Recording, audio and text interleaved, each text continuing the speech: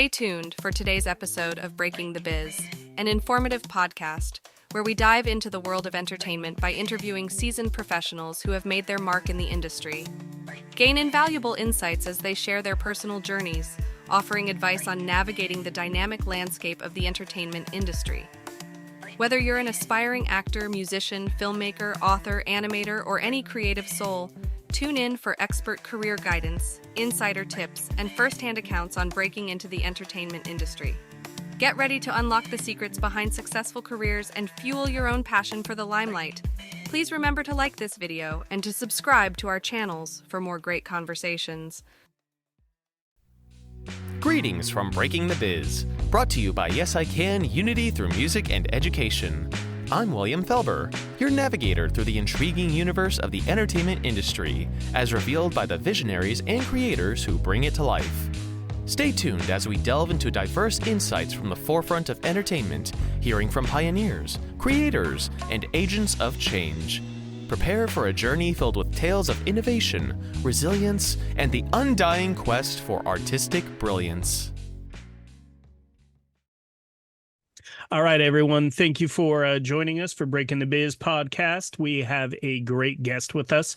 We have Marc Andrew Sánchez, who hails from Arizona, growing up on the border, profoundly influenced by his perspectives, straddling the culture divide as a Mexican-American. He graduated from UCLA with a master's in fine arts, focus in animation and production, under the mentorship of animation luminaries like Charles Sheetz, Kirkland, Ehasz, and Jorge Gutierrez, also acclaimed for their Emmy and other prestigious awards. Marc's artistic journey blossomed. Distinguished as the first ever animation directing student nationwide to be a recipient of the National Hispanic Foundations for the Arts Grant in 2020, established by Jimmy Smits. Marc is driven by a passion to empower young adults by addressing their past traumas through his storytelling. With a vision to connect with the Latino community, Marc draws from his upbringing and previous experience as a high school educator to infuse authenticity into his narratives, aspiring to ignite the imaginations of future generations. Marc is also the first to teach Latin Animation History at UCLA in the Chicana and Central American Studies program, and is also an instructor at Exceptional Minds, an animation school for students on the Autism Spectrum. Identifying as an artist and writer under the moniker Give Me Mas, Marc aims to broaden the audience appreciation for Latin anime, weaving cultural richness into his creations. Marc, I want to thank you so much for making time. I know you are extremely busy, so thank you. No problem. Good thing you got me ahead of time, like 3 months, or was it 3 months ago? Yeah. So it's good. I was like, oh man, I'm waiting it out. Oh, here it is. It's finally here. I love it. Absolutely. So I want to know, what are some of the factors that kind of influenced you into your early career choices? I think for me, it was just growing up where I was in Yuma, Arizona. You know, it's very hot. And so a lot of us stay inside during the day, especially during the summers. And so everyone just watches cartoons, right? So that's what I did. I watched cartoons. I really enjoyed like watching Cartoon Network. And then slowly, as I grew up, my family, you know, my mom and my dad divorced. And so I was always with my mom on the go with me and my sister. So we never got home until maybe 9. We left around 6 in the morning and then didn't get back home till 9. And at 9, that's like when Adult Swim would play. And a lot of the anime content was coming on at that time. So I got really influenced by like Cowboy Bebop and Inuyasha, and then Toonami, obviously, with Naruto and everything. And so from there, that's kind of how I started developing my skills and kind of my interest of like, this is what I think I want to do, you know? So it was great. And that's basically how I started wanting to get into this field. Okay. Of interest. I want to ask you, when you were in school, were you the student who just was drawing all through class and just like killing it with illustrations? Did you know you had that artistic talent very early? Yeah, so I was always drawing on the side of my my notebooks constantly because I do have ADHD. I was recently diagnosed probably maybe like 2 years ago. And that was something that they said, like people with ADHD, especially like visual ADHD, which is what I have. Um, we have to be constantly like looking around, seeing new things to kind of get us going. And we can't really stay in one spot too long. We get bored really easily. So for me, that was what drawing on the side was doing. And my teachers would get mad at me because like, are you even paying attention? And that I recite exactly what they say. And I'm like, yeah, I'm paying attention. I'm just drawing at the same time. So I was definitely that kid. Even into my master's program in undergrad, like I was always just drawing even while instructors were talking. Let me ask you this. When you're drawing, does that help your brain focus in listening? 100%. Because what I usually do is I'll repeat everything that's being said in my mind as I'm drawing. And so I'm visually stimulated, and then I'm also cognitively aware that I have to like focus up and retain the information. And luckily for me, that's helped me a lot because I can remember dates, facts really fast, really easily. It's like a little superpower I have. And my sister always gets mad at me because she has to spend like 10 hours studying, where me, I can spend an hour or 20 minutes and I got it. This is the beauty of having just a different brain, you know, like someone would say, well, ADHD, that's, you know, a disability. But again, it's just a proof of concept that there are so many unique abilities that come with any disability, quote unquote disability. Being able to remember facts and playing that information in your brain at the same time stimulating another part of your brain. It's almost like you're getting both parts of the brain, where some of us only have, you know, really excel on, you know, either side of the brain. 100%. I love it. So when you're in high school, I imagine you take art classes. Did you just kick butt in high school in art? So that's actually a funny story. So when I was in middle school, I was drawing anime and, you know, cartoons. And at that point in our cultural diaspora, if you drew anime, you were considered like a weirdo or nerd. So I kind of switched over to graffiti, and because everyone thought graffiti was cool, right? So I had graffiti shoes, like graffiti backpacks. And my first year, I took AP art because they just thought I had the capability. I took it, didn't end up taking the AP class, but I didn't take art actually again until my senior year because I started playing football. So I became a jock that was secretly like this anime nerd / artist. So when someone found out like could draw on shoes or paint, everyone was like, "What the heck?" I could even knit. I could knit like beanies and toys. I knew how to sew like little figurines. Like I'm really good and crafty with my hands. I can even make clothes. So that was something I kept to the side, and no one really knew unless I was trying to impress someone. Usually it was a girl. So I'd be like, "Oh, I can make you a beanie," and so I'd make a beanie for them. And when I started taking art again, my senior year was like ceramics. And honestly, I hated ceramics because I was like, "Oh, this is dumb." Like it's like, oh, it's like what's it called? There's no meaning to it, reason or rhyme. There's no functionality to it other than like, you know, you had kids being weird and like creating weird things. So I was like, I'm just gonna take it just to fulfill a requirement, right? And then I was like, you know what, I'm better at art. So I switched out of AP ceramics to AP art again, studio art. And I took the test. I only got a 3, so it really didn't do anything for me. But I just took the art class, and then after that, I was able to win a bunch of awards for my school. I think I won maybe like $10,000 in like funds for the art class. And I got like 10% of that, which was awesome. And the rest of it went to the art club and the art class for, you know, paints and stuff. And it was really a blessing because the teacher, Miss H, she was super gracious that happened. And she basically let me take as many art supplies as I wanted. I still use those art supplies until undergrad because I was super poor in undergrad. So I was like, art supplies are super expensive. So I like saved every ounce of paint and like paintbrushes all the way to the end of my undergrad. And so that's basically how I moved through the space in high school, at least. Okay, so let's talk about the transition to college. Do you get a scholarship off of your artistic abilities? So yes, I got a couple scholarships for my artistic abilities, and then I got a lot of academic scholarships for school. I wanted to continue and play football, but I wasn't the size that I needed to be an offensive lineman for a D1 school. So I ended up playing rugby, and then I got into school. I studied architecture my first year because my dad was like, "It's safer, you'll have a job, don't do art," kind of thing. And so I was like, okay, I'll do architecture, which it's funny because I'm actually doing architecture now for the projects I'm working on. I'm actually designing and building like the layouts for then my world builder to take it. And she's an actual architect trained professionally, to basically go and have fun with it. So it's great because like I understand it. I know how it works. Do I like doing it? No, I'll have someone else do it for me, but I can tell them what I want and show them exactly what I want. Okay. So talk me through college. What was the biggest lesson learned in college in art? In art? Yeah. Well, yeah. No. Okay. So I realized my senior year, I felt like I was the top dog of the school, right? And so I was gracious enough to have a job at the school that was through one of the centers. It was the Guerrero Student Center at U of A. And this program that was part of, right, there's other centers and they have someone like me for every center. They allocated like, I think $750 to send you to wherever you want. And for me, I wanted to come to LA to CTNX 2017. So this is when CTNX was huge. Not like how it is now.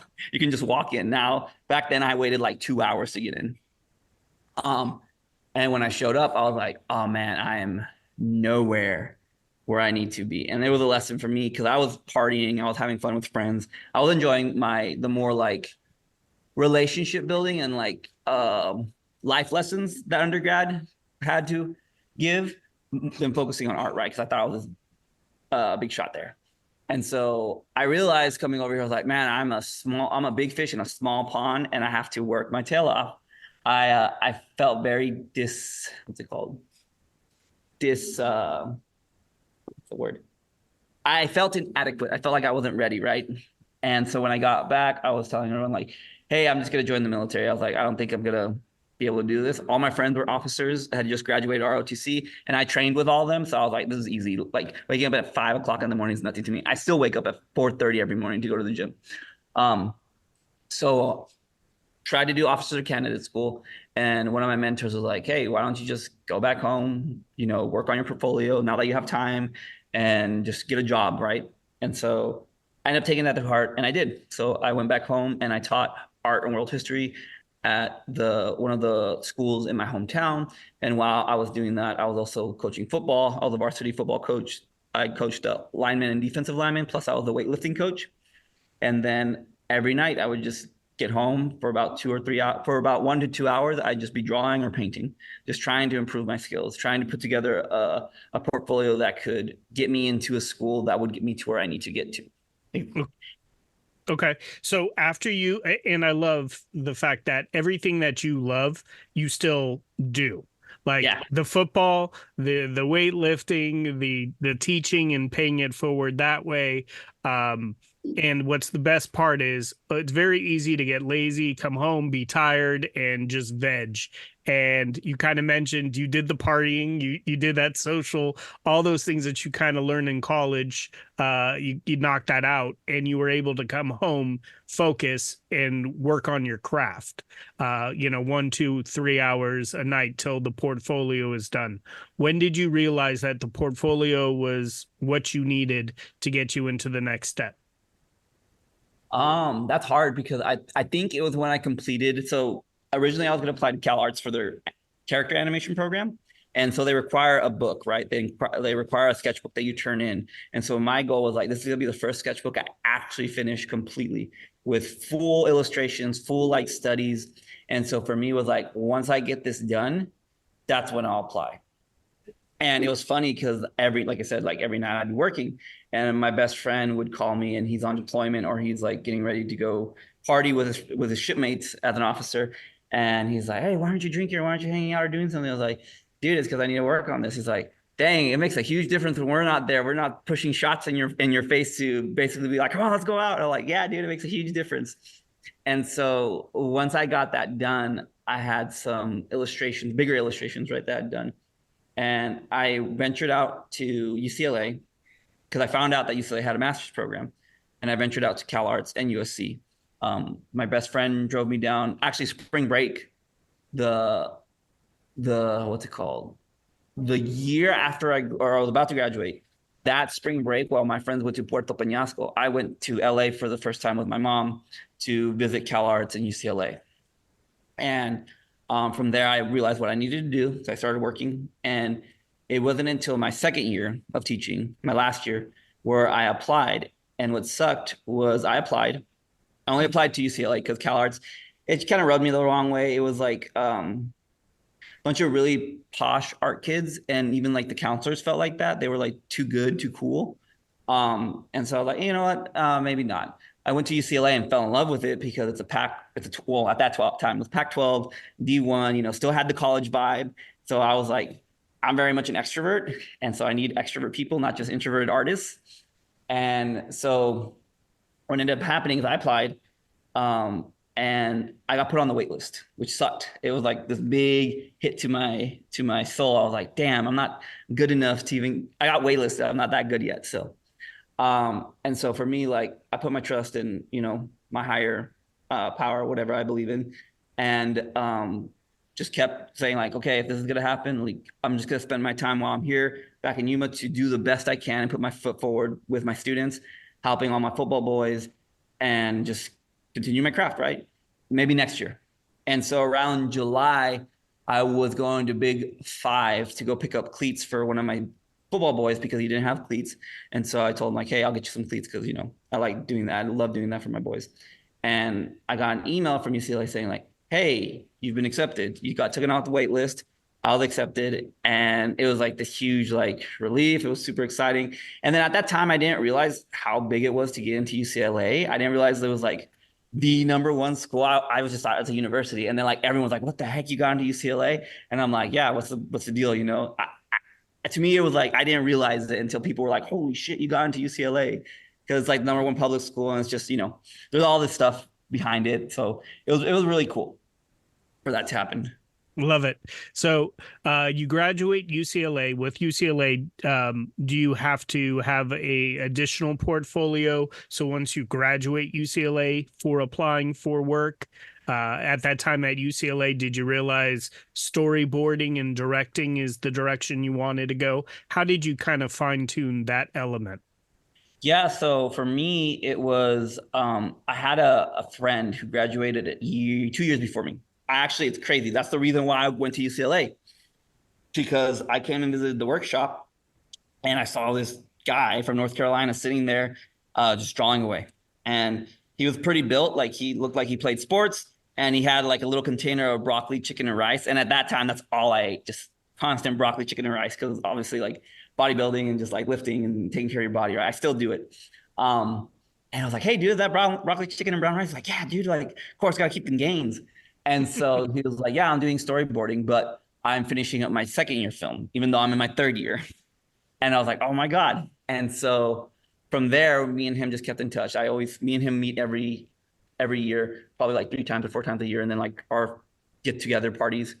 And he kind of guided me in the way of like doing storyboarding, because I can do everything. I can draw, I can character design. I hate doing backgrounds. Can I do backgrounds? Yes, but I hate doing backgrounds. I can't sit there doing the same thing for like 5 hours. So storyboarding and animating was where it was fun for me, because it's like something new. It's like every 5 minutes or every minute, I'm like doing something different, changing a position, moving the character. And I really enjoyed that aspect. And for me, it was combining all of that, where it's like, oh, I can do everything. And that would lead me to be a director. But I know storyboarding is what gets you there. So I knew that if I had a strong portfolio in character design, background design, but storyboarding is what I focused on, that would follow me and be like, oh, this guy actually has a style. Not only is he good at directing. I love how you use all of the wheelhouse, all of the skills you can do, background, but from experience, that's not exactly what you want to do. I imagine with the powers that come with that super visual ADHD, being able to change and every few minutes changing where the direction and the different characters, that obviously plays better to your skill set, to your brain. I love the self-awareness of where you know what you need to get in, but like having your own style is what's going to set you apart. So I love that. Does UCLA help you get your first job in animation? What was the first job as far as animation goes, storyboarding, directing? So it was interesting because I I think every school is different, right? It's like you can do like a school can have a name, right? You can go to Cal Arts, but if you don't put the effort, like you're not going to go anywhere, especially when it comes to connecting or networking, right? I think the same can be said about UCLA. Unfortunately, they don't have the same connections that they used to. However, if you work your tail off and are doing stuff nonstop, people notice it. And not only that, they'll notice it in your films. So for me, the thing I made very clear is like I wanted to have 3 pitch books completely done by the time I was done, and then 3 short films made. Did 2 10-minute short films. My first year one was about my teaching experience. It was like a comedy short. Second year, I was like, man, lip syncing and drawing by hand sucks. So no lip syncing, no sound, only music, and letting the environments do the work. So I made my second year film, which was Sombras. It's a immigrant story told through the eyes of the shadowless figures. And that one is what kind of got me a lot of attention. I toured around everywhere with it. I went to some big festivals. I got a bunch of awards for it. And that opened up the door for me to become a director for Ad Astra Steam Media. I was in Austin at a smaller, I got invited to go to UT Austin to present at their BIPOC animation lab, which was the first one they've ever done. It's now gotten bigger. It coincides with South by Southwest. And so there I met CEO Dr. Jose Morales. And from there, he kind of was like, hey, I want to sit with you and talk to you and chat about your film. We met. I kind of told him some ideas that I had, and he told me some of his ideas. And granted, this is all during still in my undergrad, right? My master's. I haven't finished yet. And so he licensed, and his company at Astra licensed and bought Sombras. So it's currently in distribution. I have a distribution deal. It just got on a couple streaming services, which is great because they're thinking about buying it. And if they buy it, I'm going to get a huge payout, which is great. So it's double, or I think like 6 times what I put into it for money, and I got it back, right? And so from there, he asked me, hey, like, I'm new to the animation field. Like, we've been just doing books and stuff and like doing 3D and whatever. I need someone who actually knows it and can understand it from the artist perspective. And do you want to join my team, like part-time, right, as a director and a storyboard artist leading our 2D and 3D projects? And I was like, yeah. So that's how I got my first directing gig, through them. And then slowly, I was without a job for a year as well before I got my job that pays, which is teaching. But I was doing freelance. Like I said, I worked with South Park guys on a nonprofit short animated film. I storyboarded the entire thing. And then I started getting hired by different directors, smaller directors, to do art direction and then storyboarding for their ideas, their animations. And so basically that led to everything else and to where I am now, which is leading a full-on team, which is super exciting, which sucks because one of my writers just had to quit just because of situations of life. So I'm like, damn, it was a shot in my heart. So I was like, dang it. Got it. So how many people do you have in your team underneath you? I have about 8. And a couple of them are writers that have written industry. A couple of them are set designers and product, or what's it called? Product. What's the word? They're designers for film. My creative producer was one, a production designer. There you go. They're the ones that help build the sets for like live action films. She's my architect. She's the world builder for me. So we all have a different role in the team. And so they're all super awesome. I think one of the ones that's really cool is Manny Nieto. I met him when I interviewed Jorge Gutierrez at Netflix my first year in 2019. And we just kept the relationship, kept talking. And now he's my story editor. And he's worked on Coco Melon. He's worked on Elena Avalor, Owl House, Blue-Eyed Samurai, Maya and the Three. And so now he's able to give back and work with me and be part of my team, which is super exciting. I love it. So talking about giving back, obviously in the education realm, you find young talent and you foster that, and you're a mentor also as a teacher. Who Who are your biggest mentors? I think outside of like the industry, Jorge Gutierrez. Well, in the industry, it's Jorge Gutierrez. We meet every other month, and he basically sits down, checks up on me, asks what I'm doing, gives me advice. I'll ask him for advice on my creations, where I'm at. It's actually really cool because like we have the relationship where he just sent me, I think like probably a month ago, he sent me the short he did for The Simpsons, for the Hollywood, or for the horror Treehouse of Horror. This coming year, no one's seen it. Only the people he's like allowed to see it, right? So it was super cool seeing that all animated, which was really cool. And then there's Ehasz as well. He was the head writer of Avatar: The Last Airbender and is the creator of The Dragon Prince on Netflix. He's super cool because he has more of the business mindset. He was a writer and then went to, I think, Harvard or Stanford. One of those. He went to one for his undergrad and then one for his master's for business. And that's how he got business savvy about how to lead a team and run a company. And so he kind of mentors me on like how to lead a writing team and then the business aspect of it, what to look for, how to market stuff, how to sell stuff. Because that's something he learned while he was on Avatar: The Last Airbender and why it almost got canceled, right? Because of the toy sales and all this other stuff, right? So those two are my biggest, what's it called? Mentors? Within the industry, mentors, right? And then outside are individuals back home, right? Like one of my, what I consider my pseudo grandfather, Pastor Ralph, and then my pseudo father, which is Mr. Juan Bosco. And they're all super awesome people that just helped me throughout my life growing up. I love it. Jorge Gutierrez is scheduled to be a guest speaker later next month. Awesome. But what an amazing individual, very positive. Yeah, he's always... super creative, just like yourself, and just you could just tell a great human being. But I love how he's just very upfront. Like, you know, I'm on the autism spectrum. I'm able to tap into both sides of my brain. Both you and him, the self-awareness, it just shows how self-awareness is such a needed skill for success. Understanding how you learn, how you work, when's the best time to work, when's the, you know, how to collaborate. So it definitely stands out to me. I want to ask you, you mentioned networking. Obviously, college is a great opportunity to network. And when you're in these classes with individuals like yourself who are talented, you never know who's going to become a boss, who's going to throw out an olive branch and open a door for you. How important has networking been for your success in this industry?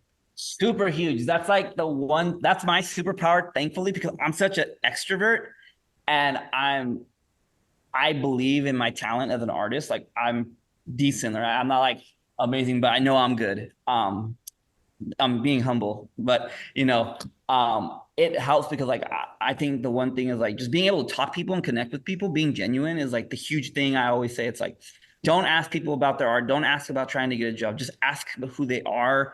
Just be friendly and nice. There's that one thing that says like, be friendly instead of like hunting for a job.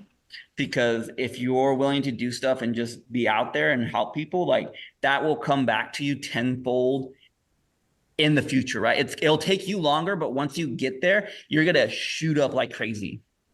And thankfully that's happened to me, right? With the opportunities that have been blessed to me. So yeah, like networking super huge. And I know it's sometimes hard because like I noticed some of like my classmates, right? They were animators, but they were super introverts, like crazy introverts. And I think a lot of animators and storyboard artists in general are super introverted. So it's like learning how to break out of your comfort zone and just talk. Because like the more you talk to people and get to know people, the more doors open up, the more opportunities open up for you. I love that. And I'm sure, like, you know, having those 8 people that work underneath you, the fact that you're so approachable, you know, you can talk to anyone, you are extroverted. I imagine that helps with running a team and collaborating with others. And when you have to give constructive criticism to your team, so it's the style or the art that you want. 100%. And even I get criticism when it comes to writing. That's something I am as an artist is learning how to listen and giving the space for my team to come up with ideas, because sometimes my ideas might be good, but sometimes they might have something better, right? And my producer, who is also my partner, she's very good about, talking about that and explaining that, which I appreciate her for being my second in command and helping me lead the team. It's always great. We talk about the importance of collaboration and putting together your team and finding people who don't necessarily have the same skill sets that you have, but individuals who bring something to the table to offset maybe the things that you're not the best at. And it's important to have a very well-rounded team with very diverse team with skill sets. Would you say that's important in the industry? 100%. I just got done leading a team for my creative producer, because she's also a director. For her thesis for her master's, decided, she's live action, right? But she decided to do animation because she likes the weird and wacky and mixed media. Live action is super expensive, unfortunately, but she's always loved animation, so she wanted to get into it. And so I built a team, or helped her build a team of artists, storyboard artists, to basically create her vision, which is super fun.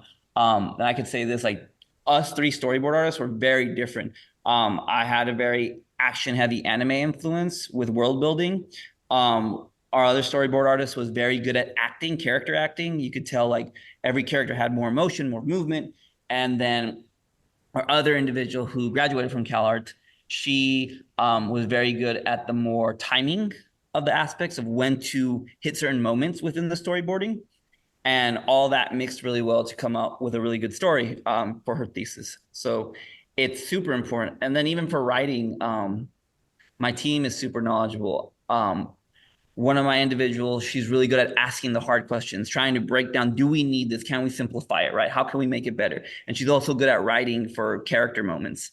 Our other writer is very good at researching and finding knowledge and data and bringing it into the story to make it make sense and how it would be in real life, or how we could make a historical fiction, And then my current writer, who just left, he was really good at the world building, like setting up the scene, setting up the exterior, bringing in that sense of environment and ambiance to sell where the characters are at. And so it's super important to find individuals that all can complement your story and complement your needs. I love it. Let me ask you, we talk about you when you put 10,000 hours into your craft, you become a master. Are you at that point where you've put in, I know you're humble, but I'm guessing you're close or more than 10,000 hours into your craft? Maybe, I don't know. I always felt like I'm still learning. I think in certain aspects, maybe, but in certain aspects, I'm still learning a lot. So I think maybe for, like, I would say illustration art and more comic art, I would say I'm there at 10,000. But storyboarding, I'm still learning. Writing definitely. Writing's super hard. Writing's so hard. But the great thing about writing is, like, you just got to do it. And I also read a lot. So I'm reading, books, mangas, how to write books, that's all been super important for me, especially when you're trying to come up with new stories, right? I always tell everyone, don't read what's being sold right now or what's on the media right now. Read old books. Like, I always go back to, like, C.S. Lewis, John Steinbeck, Ray Bradbury. I love Ray Bradbury. And then recently I started reading B. Travern. He's like the Mexican John Steinbeck. And so, like, all these people have just been influencing my writing style and how to come up with new ideas, new ways. And also finding just random books in a bookstore. Like, I love going to the Last Bookshop in downtown. And I'll always just pick up a random book and just read whatever stories, like, pique my interest. Like, I got an American folklore book because I love folklore, but it's geared only on American folklore. So, like, Johnny Appleseed, but, like, ones you've never heard of. And so for me, it's always fun, like, finding new hidden treasures. So you can tap into your culture, you can tap into experiences that obviously got your foot in the door, but you can find inspiration anywhere. Oh, 100%. Yeah. I was just reading something. It's a Latino-based book, but a lot of the stories do come from Spain. I can tell because they have the more traditional European, like Brothers Grimm way of storytelling. And so I'm like, oh, these are really cool because like king and queen, how can I like change it up, So it's very important, especially like I have an Afro American stories from like the 800, and I love reading those because a lot of those accounts are super sad. So it brings ideas for like how to create a character's backstory or even bring in the emotion in certain moments within the story. Okay, love it. What are some dream projects? If there were, if you could work for any franchise, brand, studio, are there some dream projects that you want to work on? Yeah, I would love to work with Jorge, obviously, as one of the storyboard artists, or even just an assistant. I know he might be doing something with Nickelodeon for El Tigre.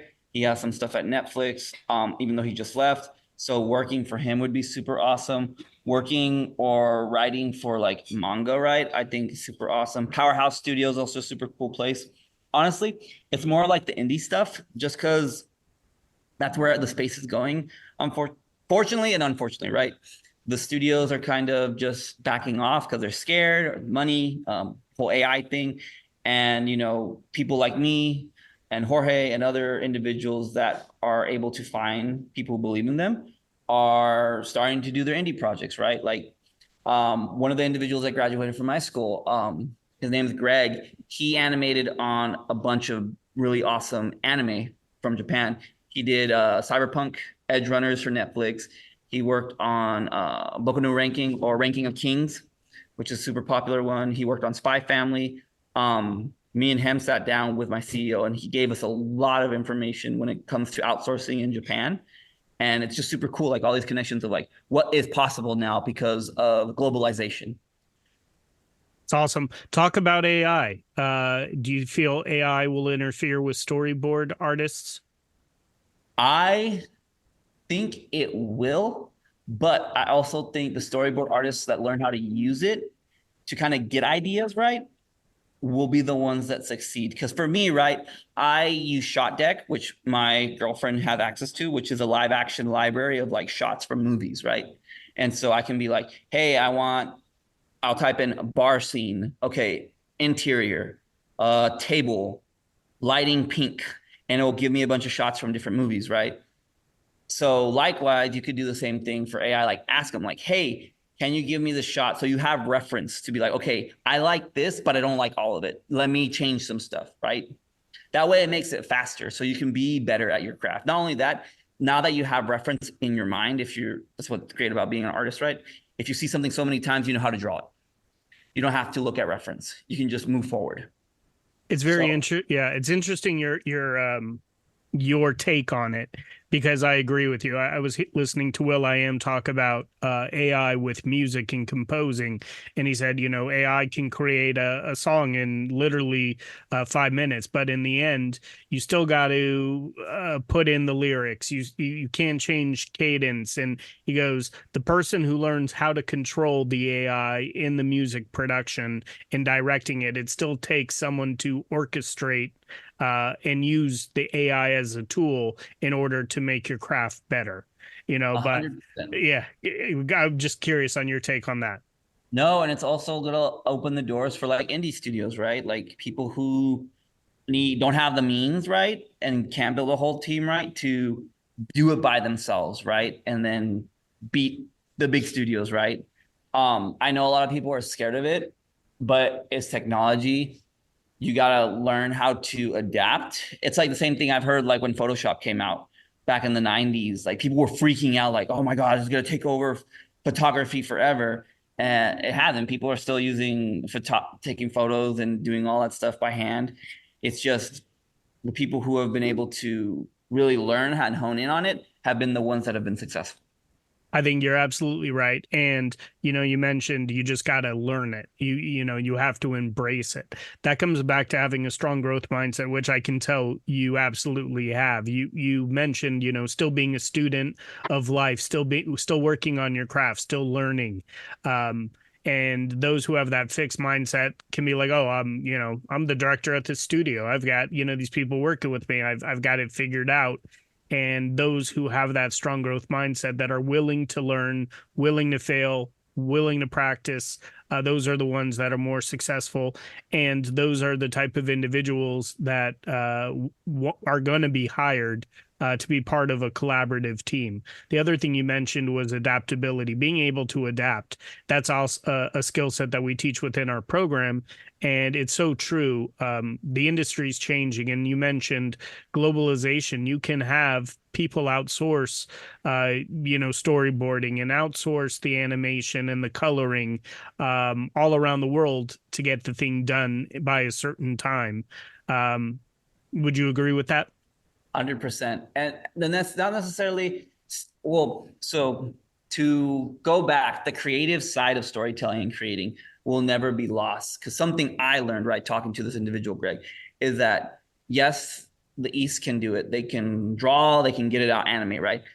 They, however, and he made it very clear, lack creativity. Unfortunately, that stereotype that is very, I guess, ingrained and is actually slightly true about individuals in China and Japan, right? It's like they learn one craft and they get really good at it.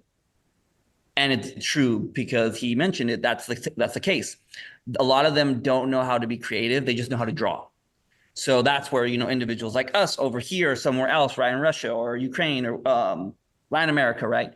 We have the story aspect and the creative aspect to bring to life what we want.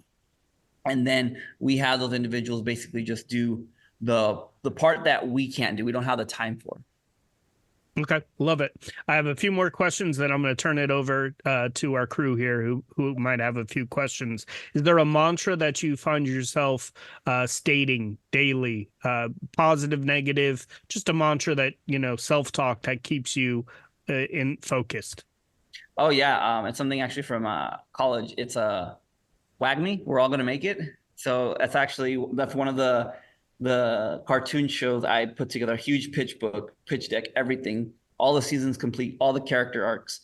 And so that's one of the things I constantly say to myself every day. And I have even my students, like I have it right here tattooed to the point where like when I was teaching high school, a lot of my students ended up getting the same tattoo as me because they saw that I was like a very inspirational teacher, I guess. And so they'd ask me for permission. They'd be like, hey, coach or teacher, could I get this tattoo? Because, it means a lot to me as well as it means to you, I love that. And it's very true. I found with speaking with individuals within entertainment industry in general, the competition subsides. Like everyone's very talented. Everyone has different gifts. And if you can support someone, maybe there's going to be a project that's not right for you, but you can go, I know somebody who this is a good fit for, and open up a door for someone else, pay it forward. I just see that a lot in the entertainment industry, which is a beautiful thing. And it's great. We're all going to get there. We're all going to make it. Super positive. My last question to you before I turn it over to some of the students here is, if you could go back and talk to your younger self, what's one piece of advice that you would kind of give to your younger self in all that you've experienced in life thus far? Probably not take everything so seriously. Don't listen to people. Even though I don't, I tend not to. Sometimes I do take things pretty too hard on my own time, right?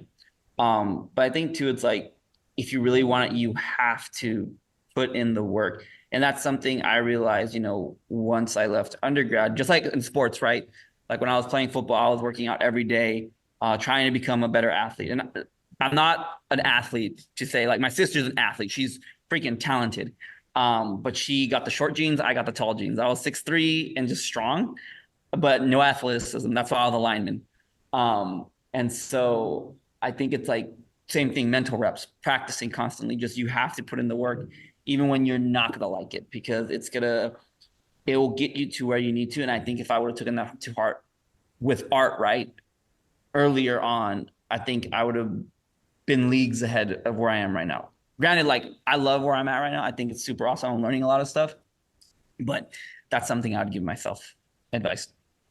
All right, Marc, I want to thank you for making time for us. I know, like I mentioned, you're extremely busy. You're leading a team, you're creating, continued success your way. I absolutely give you kudos for following your own dreams, creating your own visions, collaborating, giving back, teaching, but not only teaching, also working at Exceptional Minds with really creatives with disabilities. You definitely have good karma coming your way. I can tell from the moment we exchanged emails, you are an amazing human being and paying it forward and providing mentorship to talented individuals. I just want to thank you once again for your time and have a wonderful rest of your evening. No, thank you. I appreciate it. Thank you, everyone, for having me. I hope you guys have a wonderful night and enjoy. And make sure you're drawing. There it is. Put the pen to the pad and draw along. As we conclude another enriching episode, we hope you've found inspiration in the stories shared today. Let's take a moment to honor Yes I Can's role in bringing Breaking the Biz to life. Yes I Can's commitment to empowering young people with disabilities through education, advocacy, and mentorship shines brightly, paving paths of opportunity and dialogue. This podcast celebrates the organization's dedication to nurturing talent and facilitating impactful discussions. Breaking the Biz is more than a podcast. It's a part of Yes I Can's broader mission to amplify voices, dismantle barriers, and craft a world that's more inclusive and accessible for everyone. Each episode is a chapter in our shared narrative of progress, education, and empowerment, driven by the spirit of Yes I Can. Thank you for spending your time with us on Breaking the Biz. Continue to challenge the status quo and share stories that resonate. Until our paths cross again, let's keep transforming aspirations into achievements and infuse every endeavor with optimism. Here's to advancing the landscape of the entertainment industry, one episode at a time. I'm your host, William Felber. See you next time.